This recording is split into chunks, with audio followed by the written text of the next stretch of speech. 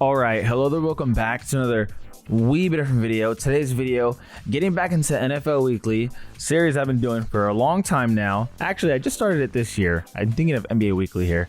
But anyway, if you're not familiar with how I do NFL Weekly, let me explain. In the first portion of the video, we talk about the current standings and any big news surrounding the league. In the second half of the video, we dive deep into two specific teams and talking about 5 bullet points between the two of them. First two are positive, the next two are negatives, and the fifth one is a question that will help, or a question that needs to be asked to determine if they can or can't fulfill their season goal, whether that's being a contender or developing young players, or whatever the case may be for that scenario for that team. Anyway, let's get straight into it. First off, we got AFC East, Miami Dolphins. Going to the Dolphins here, though, if we actually look at recently what they've done, beating the Jets, beating the Raiders in a crucial 2 in a row because they took a gut wrencher against the Chiefs. Why was it a gut wrencher? Because they haven't beaten any elite teams yet, losing to the Bills and Eagles. And I say Bills knowing they're 6-6, but the Bills can really beat anyone, as you saw against the Eagles. They were really close and they honestly had the game, just couldn't hang on in the end. The Bills taking a rough loss in what is leading them to must-win territory. Looking forward, they have the Chiefs, the Cowboys, the Chargers. Patriots is an expected win, but the Dolphins ending off their season. So this week against the Chiefs, it's must-win territory.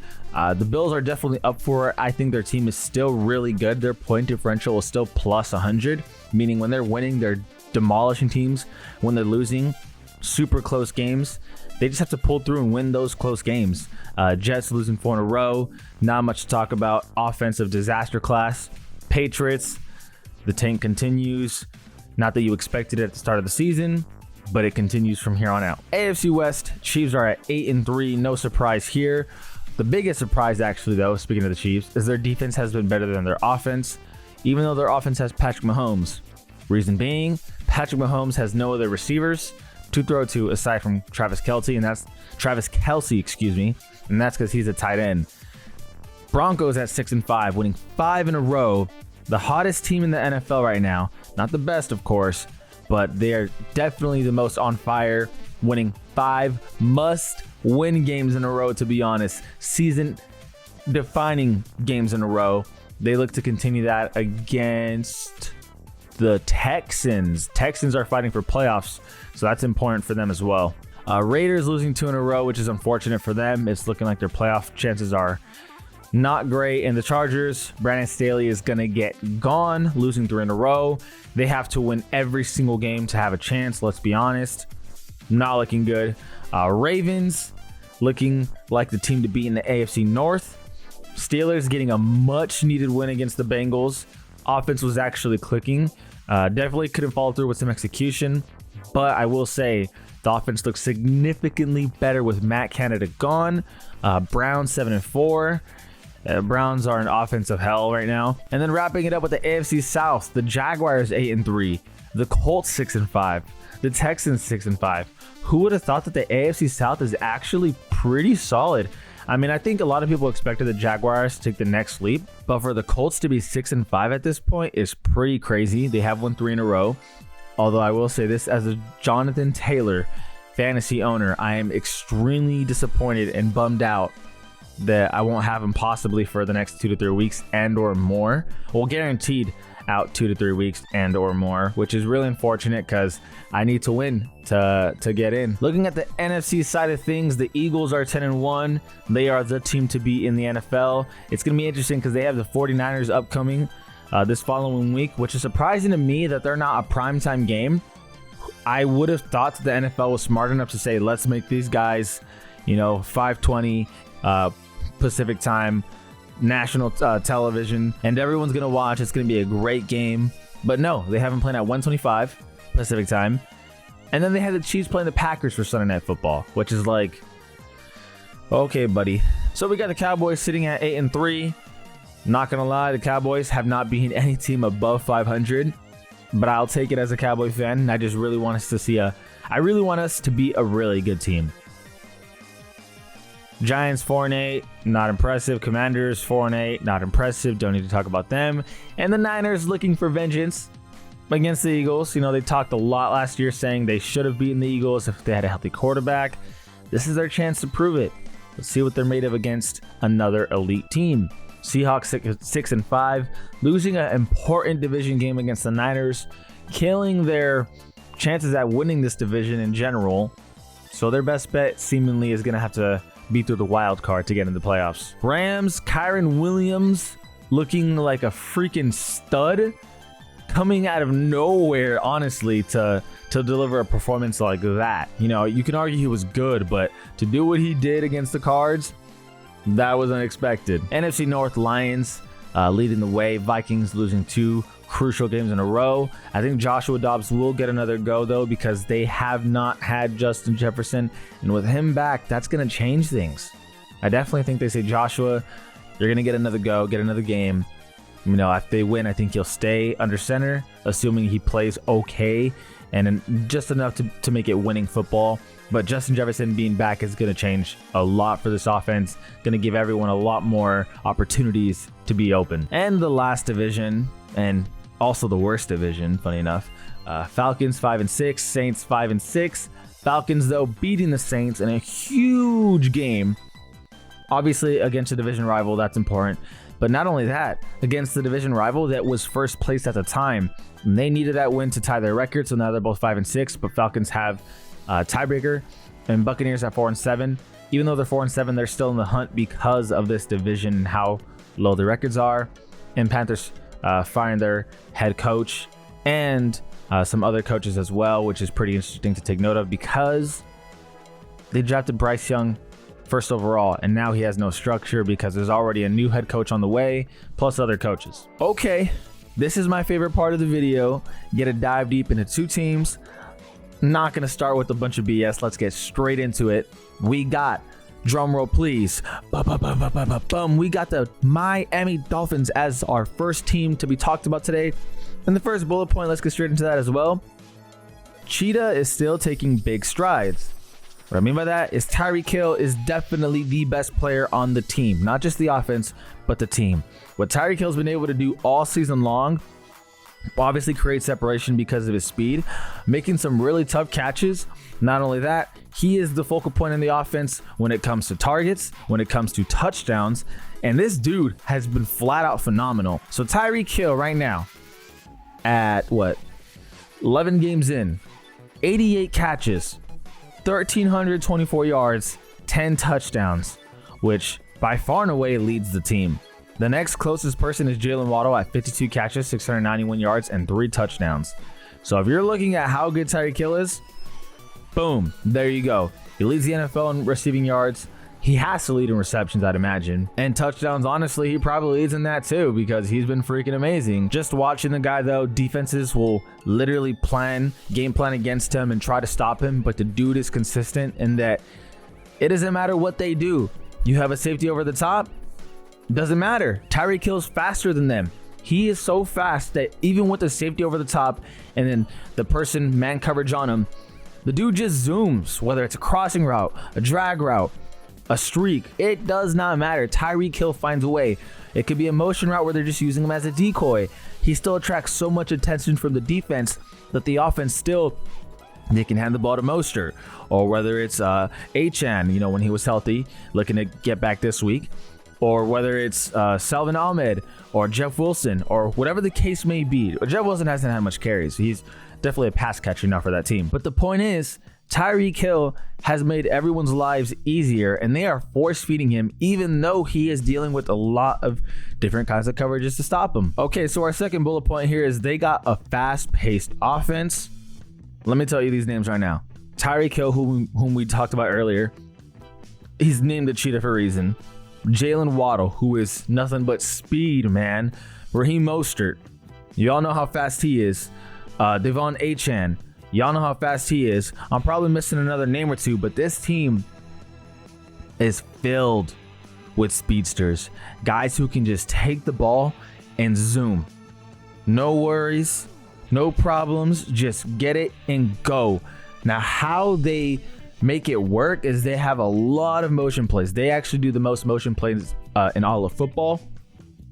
Whether you use Tyreek Hill as a decoy and get to someone else in the open space, or whether it's they use Jalen Waddle as a decoy, or whether it's just a flat out toss to the right, toss to the left to Mosher or HN. Again, HN is coming back soon, which adds a huge big play element. But to complement that, Tua, as soon as he gets the ball, he's typically making it to his first read. The ball's going there. Tua is literally passing the ball at the fastest rate out of any quarterback from snap to throw. It's just a fast-paced offense surrounded by speed. If you're watching Hard Knocks, you can see it. They talk about there as well. This team has been nothing but quick. And Mike McDaniels, he has been supporting that. Been all up in that. You can see, again, you see it in Hard Knocks, or you can see it in any YouTube video behind the scenes. This dude is always calling the plays. He is always finding a way to scheme his guys open and to just try to get them into open space. Love what you see. If you watch the Dolphins, they're a very high explosion kind of offense. They can explode for crazy amounts of points. Obviously, they scored 70 early in the season, so that gives you an idea of how crazy they can really be. Third bullet point, this one's actually a rougher bullet point for Dolphins fans to hear because they're 8-3. Excuse me, they're 8-3. But the three teams they have lost to are the three teams who people consider legitimate contenders. So let's take a quick look at their schedule. First game of the season beat the Chargers 36-34. We all know Chargers are 4-7. Dolphins beat the Patriots week 2. Week 3 they destroyed the Broncos. Week 4 they get destroyed by the Bills. And then moving to week 5 they beat the Giants. So a lot of the teams they're beating just don't have positive records. Although I will say this, the Broncos now are 6-5. So okay, it's looking a little better on them for that. Panthers easily beat. They lost to the Eagles. Then the Patriots they easily beat. Then they lost to the Chiefs. Noticing a trend here, they're losing to teams that have, again, elite kind of talent. But again, those tough matchups that the Dolphins have to deal with, they don't come out with wins. Let me reiterate, Eagles 17-31, the Eagles win. Chiefs 14-21, the Chiefs win. And then the Bills, like I said, they got smoked. It's not good. And their next chance to really prove themselves isn't until the Cowboys. Because if you look at their schedule, they play the Commanders this week. Next week, the Titans. The following week, the Jets. And then the Cowboys December 24th. And then the Ravens December 31st. So they got 2 more games. You know, unless the Bills are in contention, then they play the Bills on January 7th. But their last 3 games are really points in time where they can say, okay, we can beat the best of the best. Well, they're going to have a chance to prove it. It's a while from now, but they'll have a chance. Bullet point number 4, this one's massively important. So I'm actually going to pull up screen recording 2 for this. The Dolphins down here are 9th in total giveaways. Tua has 10 interceptions. 3 or 4 lost fumbles. I want to say 4 lost fumbles. And he's fumbled more than that as well. He's fumbled a total of 10 times himself. So really 20 potential turnovers, but it comes out to 14. Not all fumbles will go to the defense, by the way. I mean, obviously sometimes the offense recovers, but that's very, very risky kind of gameplay. I say gameplay like it's Madden, but it's very risky kind of play because you can't give teams like the Eagles, teams like the Ravens, an additional possession. You have to be able to score, field goal, or punt. A punt so you can set up for following field position. So if we drive it to the 50, we get a 4th and 10. We can punt it to down a team at the 2 or 1. So where they punt it back to us, obviously you can be around midfield. Well, if you're turning the ball over, for one, you're giving teams major leeway if you're turning it over at your own 20, at your own 30, at your own 40, because then the offenses have a great opportunity at scoring. But 2, you're just killing possessions. The defense has been busting their ass to get stops. You are forcing them back on the field, not giving them enough rest. You have to be safe and smart with the ball. Don't give anyone any chance at beating you. And with the turnovers that the Dolphins are causing upon themselves, more specifically Tua Tagovailoa, they need to be more disciplined, and he needs to be more disciplined. Make the right play. Obviously, they want to be explosive because that's what they're known for, but sometimes the risk isn't worth the reward. 5th and final bullet point, I think this one's massively important, more than all of the previous bullet points in my opinion. Is Tua elite? We know that he has had success in college. We know that he struggled early in his NFL career. We know that Mike McDaniel's finally a head coach who believes in him, because Brian Flores didn't, let's be honest. He has the weapons. He has a defense that has gone healthier. Jalen Phillips got injured recently. That's terrible, out for the season. But there have been key players who are getting back to health on that defense. There is no excuse for Tua. You have to deliver with this team. They are good enough. The question is, are you elite? I know you're good enough to be a good football team, because right now they're 8-3. That's a good football team. But are you elite? Can you take your team from here to here? That's the question that I think a lot of people have with Tua. And personally, I don't know the answer to. You can analyze him all you want. People say, analysts or whatever on Inside the NFL or NFL YouTube, that how to disrupt Tua is you take away the first read, then he scrambles. Well, the thing is, he's only played 2 Super Bowl caliber teams in the Chiefs and the Eagles, right? The Bills have kind of faded away a little bit. Maybe they come back, but you never know. But he's only faced 2, and they've gotten whooped. In my opinion, at this point, it's more than just about a first read. I think it's more about consistency and about showing up when it matters the most, because even through his struggles, the team has managed to find a way to beat the other teams. There's a lot surrounding Tua Tagovailoa. I would like to see him be more competitive. I would like to see it work, with this team, because I am a fan and I think they're very entertaining. But only time will tell, and only we can see through the lens of fans and Hard Knocks now. But it's up to them to get it done. Second team we're going to talk about today, spoiled it earlier. Drum roll, please. We got the Houston Texans. And my goodness, let's get to the first bullet point. CJ Stroud is the face of the franchise. Without question, the dude looks lethal from any kind of standards anyone could have. He can sling the ball. So what I'm doing right now is I'm pulling up on my phone this guy's total stats, and you guys can kind of just see it from a numbers perspective on top of what you've seen, in person or over the TV, I should say. So he has 391 pass attempts, passing the ball a lot. 249 completions, so that makes his completion percentage 63.7, which isn't great, to be honest. But this is where it gets better. His throwing yards per game is 296.9. So let's round up to 297 passing yards per game. He's got 19 passing touchdowns, 5 interceptions. So he's got a pretty good touchdown to interception ratio. We know that. He's fumbled the ball 6 times, which, it happens, but 4 have been lost, which is not ideal, but you can kind of live with it. But you go to this guy's game log and see when he has to step up, he steps up. Let's talk real quick about games like Tampa, right? Tampa Bay, they win the game 39-37. What does CJ Stroud do? He throws for 5 touchdowns, 470 passing yards. Next game against Cincinnati, when Cincinnati have Joe Burrow, what does he do? 356 passing yards and a touchdown. And even on games like Arizona Cardinals, where he throws for 336 passing yards and 2 touchdowns, he still had 3 interceptions. But his mentality after the game is just like Steph Curry, I'm going to keep on shooting it. It doesn't matter how off I am, I'm going to keep doing me. And that's a good mentality to have as a young quarterback, and really a veteran quarterback, because you can't get thrown off your game. You can't let a pick or 2 dictate the rest of your game. And I'm referring to Hard Knocks a lot, but you look at Hard Knocks in the newest episode with Tua, threw 2 picks with 2 minutes to go in the half, goes into the locker room and he's like, nah, I got it. And the coaches are trying to tell him, hey, 2 bad plays, shake it off and go. Well, CJ Stroud's already there as a rookie. It's pretty crazy to think about, but this dude is definitely the face of the franchise moving forward, and he has the it factor. Second bullet point I want to talk about is this Texans team is a very promising offensive unit. So obviously, every offensive unit that's elite or really good starts with a good quarterback, and you have the quarterback definitely of the future with CJ Stroud. So great start there. But now how do you surround that quarterback with talent?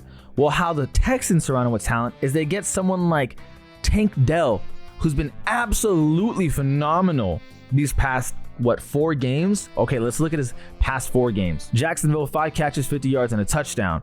Arizona Cardinals, 8 catches, 149 yards and a touchdown. Cincinnati Bengals, 6 catches, 56 yards, and a touchdown. Tampa Bay Buccaneers, 6 catches, 114 yards, and 2 touchdowns. We call that results. Those are his past 4 games. Tank Dell is absolutely coming alive. You had a guy like Nico Collins, who was the primary receiver, and he was injured, dealing with some injuries, but 50 catches, 800 yards on the season for him, and 5 touchdowns. Dalton Schultz, who's been a very reliable tight end, been there as a security blanket. Robert Woods, a vet to help that receiving corps. Noah Brown coming in and having some big weeks. I know he had a really huge week against the Bengals, 7 catches, 172 yards. Tampa Bay, 6 catches, 153 yards, and a touchdown. Then to add up on top of that, you have 2 running backs who you're switching usage with, and Devin Singletary and Dameon Pierce. Now, Dameon Pierce hasn't really showcased a lot of what he showcased his rookie year, but Devin Singletary has showcased some serious flash in some of these plays, being more of a pass catching back when Dameon Pierce returned. And honestly, the run game has been a lot better in recent weeks. And this offensive unit is starting to look really promising. Offensive linemen are getting healthy. It's like, okay, if we're doing this now when CJ Stroud's a rookie, just imagine what we can do next year, or the year after that, or the year after that. Getting into bullet point 3, though, this one's important. The team is very streaky. We look at what they've done, and let me just pull up their schedule. The proof is in the pudding. They lost to the Panthers week 8. That's the Panthers' only win, which is really bad. Texans are like, damn, we lost to the Panthers. Well, next week, you beat the Buccaneers 39-37, but your defense allows 37 points. That is awful. The week after that, beat the Bengals when Joe Burrow was healthy, so that's a big win, but your defense allows 27 points. Well, the week after that, you only scored 21 points against the Cardinals, whose defense is extremely vulnerable right now, and the defense steps up. They only allow 16 points. But then the week after that, you only scored 21 again. Your defense gives it 24. You lose to the Jaguars. Definitely a lot more all over the place. Even if I pull up the scoring habits from earlier games, it fluctuates from up and down, from up and down, from up and down. I understand that's football sometimes, but you need to be a lot more streamlined with how your production is. You don't want to do this too often and be too streaky, because it's just inconsistent. You never know what you're going to get in a playoff game. You can just fall flat. You definitely need to get more in line of what you want to do and get your averages to where they need to be. This one is important right here. 4th bullet point, we have a struggling pass defense. And yes, they are struggling really badly. Let's look at their defensive stats in general. They are 22nd in total yards allowed. So you're thinking, okay, they allow a lot of total yards. Well, hold on. So their rushing defense, they're 8th best in the NFL at 95.1 yards allowed.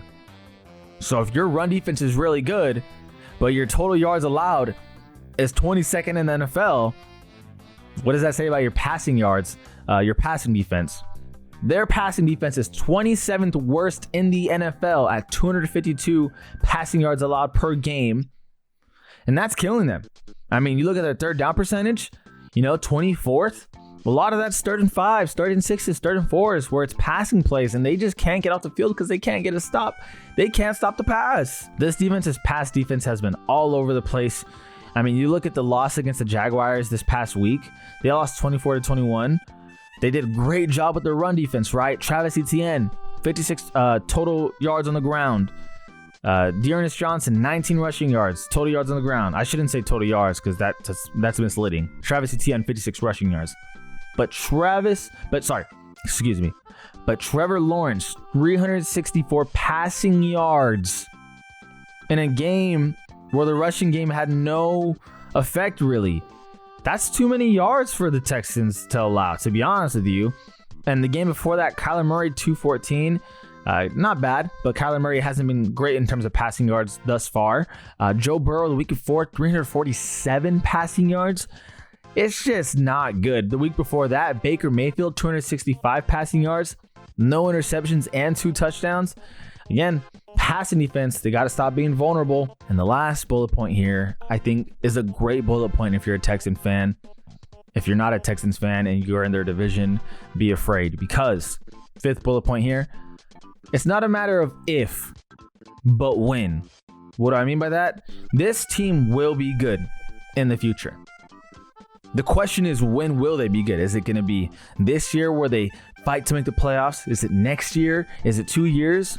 My guess is next year they definitely make the playoffs. This year, I don't think so. It's going to be a fight. It's going to be a bloodbath. But there is no doubt in anyone's mind at this point that this team will be good. It is not a matter of if. It is simply a matter of when. D'Amico Ryans has come in and done a fantastic job with this team. Great leadership. The team itself seems really invested and has bought into whatever system they got going. And like I said, when you have a guy like CJ Stroud who can come in and do what he does, this team is gonna be good. It is not a Justin Herbert kind of situation. The team seemingly doesn't shoot themselves in the foot like the Chargers do. I mean, granted, it's early on, but I'm impressed. And I think a lot of people are impressed. And nobody expected them to be 6-5 at this point in the season. They have flat out been competing against any team that they play. And again, when you have a gunslinger like they do, just getting it all over the field, and you have games like Devin Singletary, 150 rushing yards, Devin Singletary, 150. So it's just a lot of things going well for them. It's not a matter of if, it's a matter of when. And that is NFL Weekly this week. A lot has been said. 33 minutes, but I enjoy doing this. You guys know how it is. I appreciate you guys for watching. Let me know what you think in the comments down below. I'm talking way too fast. But I appreciate you guys. As always, this is All We've Been Different. And we out.